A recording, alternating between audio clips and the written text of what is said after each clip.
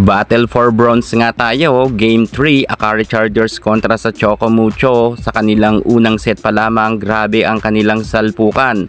Agawan ng scores ay talagang ayaw magpadaig at ayaw magpatinag ng dalawang team na ito. Halos palit-palitan nga lang sila ng scores. Kitang-kita nga natin na nagbabalasa na nga ang Akari Chargers ng kani-kanilang mga players. Samantalang ang Choco Mucho naman ay halos karamihan ng mga players dito ay meron ngang injury. Kung kaya kita natin na malaking kawalan rin talaga sila Kat Tolentino, Madi Madayag at Dindin Santiago Manabat. Okay na sana ang kanilang laban dahil ang Choco Mucho kanina ay natambakan nga sila sa first technical timeout at sa second technical timeout.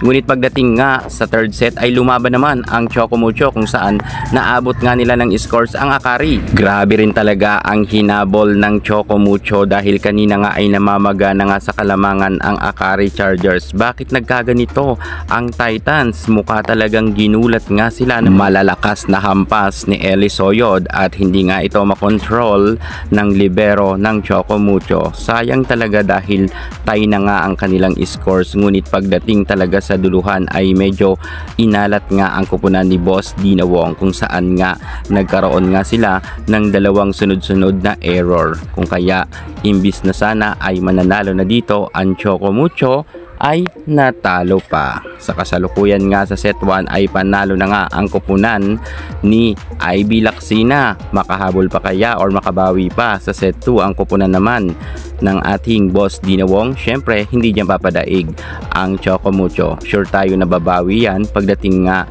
sa second set. Pero syempre mainit talaga ngayon ang Akari. Mukha talagang gusto nilang magkaroon muli ng podium finish at palaban naman talaga ang Akari. Kung tutuusin, lumakas na nga sila or sadya talagang humina na ang Choco Mucho. Ano sa tingin nyo? Bakit ganito ang nangyari? Hindi tayo sanay na ganito ang scores ng Choco Mucho.